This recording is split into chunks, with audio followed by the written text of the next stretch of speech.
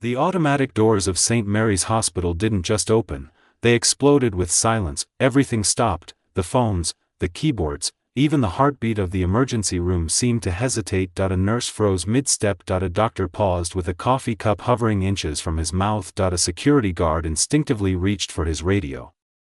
Because the man who stepped into that bright hospital hallway looked like he belonged in a biker legend, not a pediatric emergency room. James Hawk Davidson, president of the Hells Angels Desert Ridge chapter. A wall of muscle, scars, leather, and reputation. People whispered his name like a warning, but that's not what stopped the hospital cold. No, it was the tiny, blood-soaked girl in his arms. 5 years old, pink jacket drenched in crimson. A small arm bent in a way no arm should bend, lips blue, breathing shallow, head resting against his chest like she belonged there.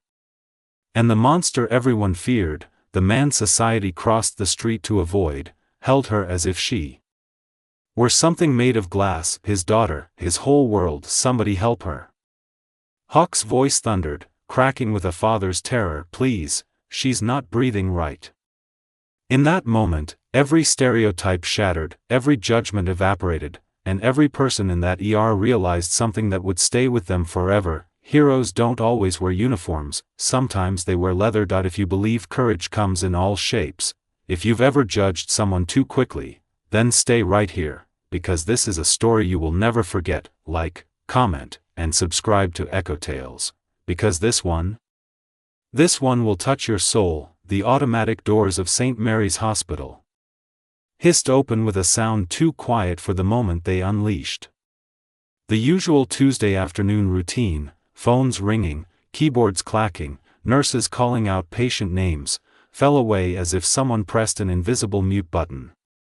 The air tightened, vibrating with a strange and sudden stillness. A pen slipped from a nurse's fingers and clattered loudly on the polished floor. A doctor paused mid-sip of his coffee. A clerk's hand froze above her keyboard. Every eye turned toward the entrance. Standing there, framed by cold rain and fluorescent light, was a man who didn't belong in a place of soft voices and sterile walls. James Hawk Davidson, Hells Angels Desert Ridge president. 0.64.250 pounds. Road-scarred leather, sleeves of ink.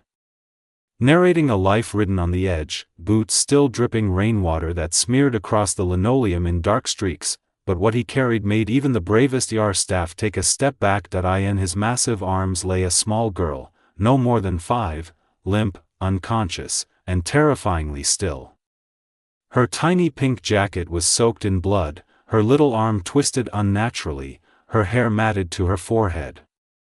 Her lips were bluish, breaths shallow and strained, and this man, this giant, held her with a tenderness that broke the heart of everyone watching. Somebody help her. Hawk's voice cracked, raw and trembling.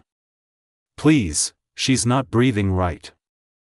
The spell broke. Nurse Jennifer Hayes, known for her calm under pressure, rushed forward, pushing aside her shock. Trauma Bay 2, she shouted. Get Dr. Richardson now. Hawk stiffened as she reached for the girl, instinctively pulling back. His blue eyes burned with a father's fear. I've got her, Jennifer whispered gently. Let me help her.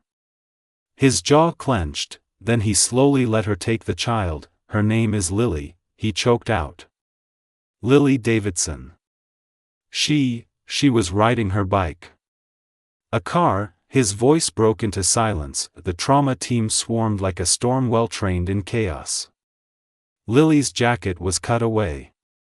4 lines inserted. Vital signs shouted. Machines beeped with sharp urgency. Hawk followed them, steps heavy, boots echoing like thunder. A security guard lifted a hand. Sir, you can't go back, try to stop me. Hawk's voice left no room for argument. Inside the trauma bay, medicine battled death with precision. Scissors sliced fabric. Needles entered veins. The room filled with quick orders and quicker hands. Hawk pressed himself against the wall, too big for the room, too devastated for words. His hands shook violently. Beneath the blood, some his, most Lily's, the leather vest with the death's head patch looked like war armor cracked open. We need to intubate, Dr. Richardson announced. Prep for chest tube. Possible pneumothorax. Hawk's voice cut through the noise. Is she going to make it? The doctor paused. We're doing everything we can. But sir, you need to step outside. I'm not leaving her. Unmovable. Final, Jennifer stepped closer. Sir, what's your relationship to Lily? He looked at her. Tears pooled but refused to fall. I'm her father. The room shifted, and Dr. Richardson made a decision that bent hospital protocol but honored something deeper. Then you stay. But stay out of the way. For the next 30 minutes, Hawk stayed frozen, watching the team work to keep his daughter alive. When the dust settled, Lily was stabilized, barely, and prepped for surgery. The doctor approached him. There's internal bleeding. It's her spleen. Surgery is necessary. How bad? Hawk whispered. About a 75% chance she'll pull through. Hawk swayed. Only now did Jennifer notice his injuries: bleeding knee, scraped knuckles, ribs possibly fractured. You're hurt, she said. I don't care. You should. Lily needs you conscious. She guided him to a treatment room, cleaned his wounds, and gently asked, what happened? Hawk's voice broke as he explained how he'd looked away for 1 second. 1 second, Jennifer squeezed his shoulder. You acted fast. You saved her life. Back in the waiting room, 6 Hell's Angels rose when Hawk appeared: Preacher, Tank, Juice, and others. Their intimidating presence made families pull back, until they heard the words, she's in surgery.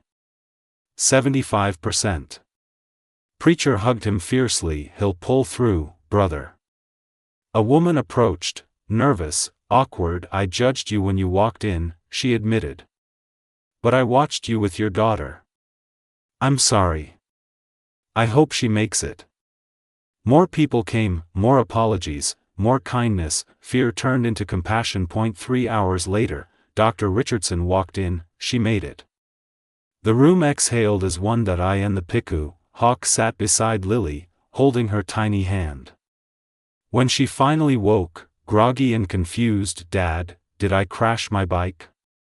Yeah, sweetheart, he murmured. But you're okay. You're going to be just fine. Are you crying, Daddy? A little, he whispered. Heroes don't cry, she said sleepily. Sometimes they do, he smiled through tears. Sometimes the bravest thing is letting yourself feel it. Over the next days, Lily's room became a mix of leather jackets and pediatric laughter. Bikers reading bedtime stories. Nurses smiling. Families dropping off gifts. The hospital administrator, who had judged them, returned to apologize. Some rules are worth breaking, she admitted softly. By discharge day, the bikers escorted Hawk's truck like a protective convoy. 3 months later, Lily was healed. Hawk spoke at schools about road safety. And every year, the Hells Angels hosted a blood drive at St. Mary's called Lily's Ride. The biggest event the hospital ever had, because sometimes the people we fear most are the ones who save us, because sometimes heroes wear leather, because sometimes love looks like a terrifying biker carrying a broken little girl through hospital doors, and never letting go. If this story touched your heart, don't leave without supporting the channel. Like the video, comment where you're watching from, share with someone who needs this message, subscribe to Bike Diaries for more real stories that restore faith in humanity. Tell us in the comments, have you ever judged someone too quickly? What changed your mind?